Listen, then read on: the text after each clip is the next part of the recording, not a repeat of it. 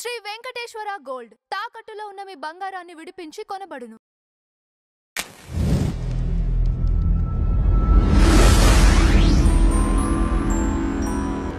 అయ్యప్ప దీక్ష అనేది అసలు ఎప్పుడు ప్రారంభించారు?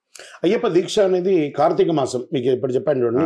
ఇప్పుడు అన్ని మాసాల్లో అందరూ వేసుకుంటున్నారు, కానీ కార్తీక మాసంలో వేసుకోవడం చాలా విశేషమైనటువంటి ఆకర్షణ ఉన్నటువంటి ఒక ఇది. ఇంతకుముందు మీకు ఫస్ట్ ప్రశ్న చెప్పాను, శీతల స్నానం ఈ చలికాలంలో వేయడం, ధనుర్మాసం కార్తీక మాసంలో వేసుకోవడం మంచిదని చెప్పాము. కార్తీక మాసంలో మాల వేసుకుంటే మంచిది.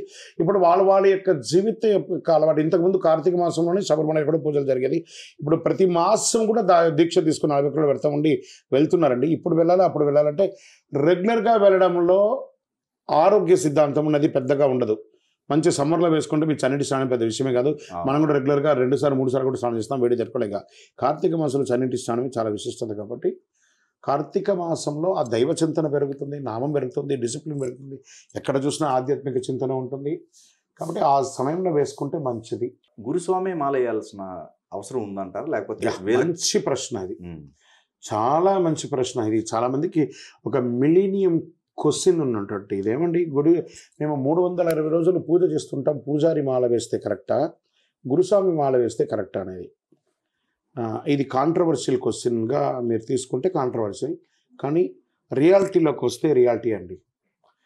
ఏం చెప్పారు స్వామివారి దగ్గర మంత్రంలోనే? గురుముద్రాం నమామ్యహం, గురుముద్రాం అన్నారు, కానీ పూజారి ముద్రాం అనలేదు. ఆ పూజారి కూడా గురువుగా మారచ్చు. తను కూడా కొన్నిసార్లు శబరిమలకి వెళ్ళి తాను దీక్ష తీసుకుంటేనే ఇతరులకు దీక్ష ఇచ్చే అర్హత ఉంది. ఇది బాగా గుర్తుపెట్టుకోవాలి. ఓకే.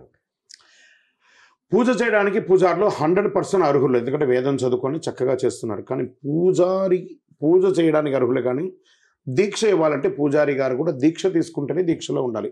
మీరేమో ఇక్కడ బ్రహ్మచర్య దీక్షిస్తుంటారు, మీరు గృహస్థాశ్రమంలో ఉంటారు, అది ఎక్కడి నుంచి వర్తిస్తుంది? స్వామివారి గురువు దగ్గరే పోయి నేర్చుకున్నారు. ఏం చెప్పారు? గురువాసములో చదివింప గురుపుత్రుని దీవింప మాటలు రాణి బాలునకు మాటలు వచ్చెను మహిమలది. సాక్షాత్ మనమందరం మొక్కే అయ్యప్పనే గురువు గారి దగ్గర పోయి విద్య నేర్చుకున్నారే, కానీ పూజారి దగ్గర పోయి నేర్చుకోలేదు. ఇది బాగా అందరూ దీన్ని గుర్తించవలసినటువంటి ఒక సబ్జెక్ట్. సో గురుస్వామి దగ్గర మాల వేసుకోవాలి. ఆ గురుస్వామికి కూడా చాలా అర్హతలు కావాలి.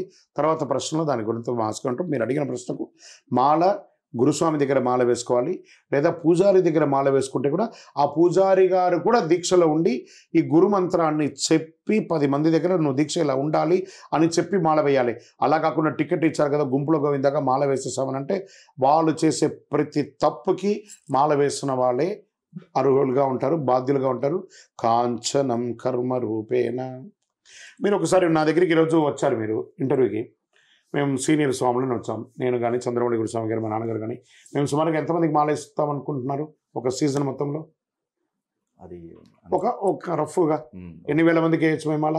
సుమారుగా ఒక 10,000 మందికి. ఇరుముడి ఎంతమంది కట్టచ్చు? సేమ్ ఎంతమందికి మీరు మాలేసారు అంతమందికి కట్టచ్చు. నేను ఒక మాల కూడా వేయను, నేనే మా నాన్నగారి దగ్గర పోయి మాల వేసుకుంటాను. ఓకే. గురుస్వామి అయ్యుండి అవును, నాకు గురువు మా నాన్నగారు. ఓకే. నా గురువు మా నాన్నగారి దగ్గర నేను దీక్ష తీసుకుంటాను.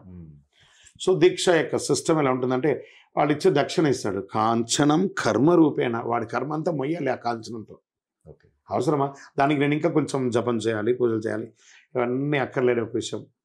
ఈవెన్ మా నాన్నగారు కూడా సెలెక్టివ్ ఒక 10-20 మందికి మాల వేస్తారు. ఎవరికి మేము మాల వేయం. ఇరుముడి ఎవరికైనా కడతారంటే ఎవరికి కట్టను. నా ఇరుముడి మా నాన్నగారు కడతారు. ఓకే. ఒక్కరికి కూడా మేము మాల వేయం, ఒకరికి కూడా ఇరుముడి కట్టం. అది రైటా రాంగా కాదు. మనతో పాటు మాల వేసుకుంటే ఆ మాల వేసుకున్న స్వామిని నాతో పాటు శబరిమలకి తీసుకెళ్ళాలి. కాబట్టి కనీసం 1-2 కన్ని స్వాములు నాతో పాటు యాత్ర చేసే వాళ్ళని తీసుకొచ్చేంతవరకు బాధ్యత నా దగ్గర పెట్టుకుంటాం. అంతే. మహిళలు దీక్ష చేయొచ్చా? చేస్తే ఎలాంటి పాటించాలి? మహిళలు దీక్ష తీయొచ్చా అని అంటే ఇక్కడ ఒక చాలా పెద్ద అయితే మిలీనియన్ క్వశ్చన్ అండి. మహిళలందరూ దీక్ష తీసుకోవచ్చండి. ఏ రకంగా?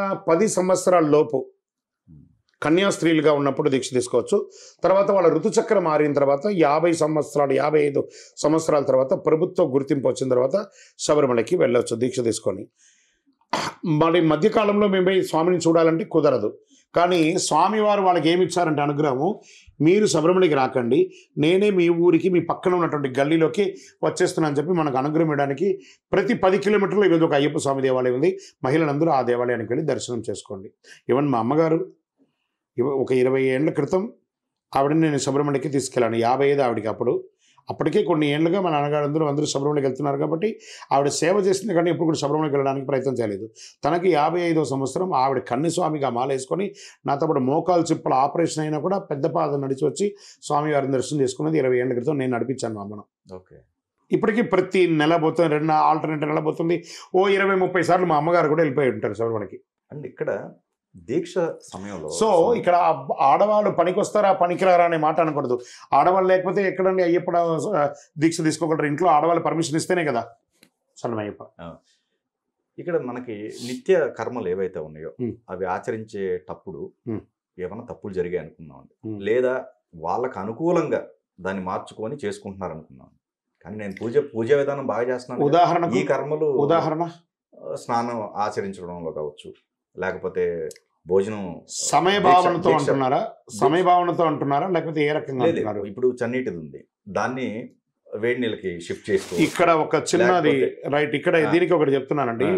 మన యొక్క నిత్య కర్మానుష్ఠానం యోగ్యతా సిద్ధ్యర్థం అని చెప్పేసి ఉపనయనంలోనే ప్రక్రియలో అది చెప్పడం ఉంది. నువ్వు నిత్య కర్మకు నీకు యోగ్యత కావాలంటే నువ్వు వీళ్ళంతా ఉండాలని చెప్పి నామస్మరణలో చెప్పిస్తున్నారు. ఇప్పుడు నేను అందుకే నేను చూసారా, ఇంతకుముందు మనం నలుగురిని అడగాలి అని, ఇంతమంది ముగ్గురు అడిగేది ఇప్పుడు నలుగురిని అడిగాం. ఇప్పుడు డాక్టర్ అనే వాళ్ళని క్రీస్తు పూర్వం క్రీస్తు తర్వాత అన్నాం, తర్వాత ఇప్పుడు కరోనా పూర్వం కరోనా తర్వాత అయ్యాం. డాక్టర్ ఎలా చెప్తే అలా చేయండి. ఒక స్వామి మొన్న మాలేసుకున్నారు, స్వామి నాకు ఓపెన్ హార్ట్ సర్జరీ అయ్యింది, నాకు ఇక్కడ చీల్చారు, నేను మొక్కుకున్నాను, నా తొడ భాగంలో ఉన్న నరాన్ని తీసి కట్ చేసి ఇక్కడ వేశారు, నేను కింద పడుకోకూడదు అంటే అప్పుడు డాక్టర్ని అడగండి, మీ డాక్టర్ లేదు బల్లలో పడుకోవచ్చు అన్నారండి. చన్నీటి స్నానం చేయకండి, వామ్ వాటర్లో చేయమన్నారండి. మేము ఉదయం ఒక 4 గోళీలు ఉంటాయి, మధ్యాహ్నం ఒక 4 గోళీలు ఉంటాయి, సాయంత్రం ఒక 2 ఉంటాయి, రాత్రి 4 గోళీలు, అంటే సుమారుగా నాకు 16 గోళీలు వేసుకోవాలండి. ఈ 16 గోళీలు వేసుకోవాలంటే నాకు ఆహార నియంత్రణ లేకుండా ఉండాలన్నారు, ఏకభుక్తం తినకూడదు అన్నారు, ఉదయం ఏదైనా తినాలి అన్నారు.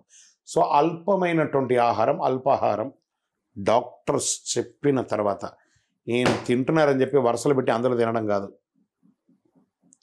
That is under the guidance of గురుస్వామి దీక్ష, under the guidance of doctor, మీ యొక్క నిత్య జీవితపు అలవాట్లు. వామ్ వాటర్ అనేది తప్పు లేదు. మనం చాయ్ తాగుతున్నాం కదా, కాఫీ తాగుతున్నాం కదా, అలా శరీరానికి ఒక వామ్ కావాలి. మీ డాక్టర్ చెప్తే అలా చేయండి. చాలా మందికి ఇప్పుడు 60-70 వయసులో ఉన్నవాళ్ళు కింద కూర్చొని లేవలేని పరిస్థితికి అయిపోయారండి. చాలా మంది ఇప్పుడు అలా అయిపోయారు. వాళ్ళు కింద కూర్చొని భోజనం చేయలేరు, కింద పడుకోలేరు. కానీ వాళ్ళకి అయ్యప్ప మీద మమకారం ఎక్కువ, భక్తి ఎక్కువ.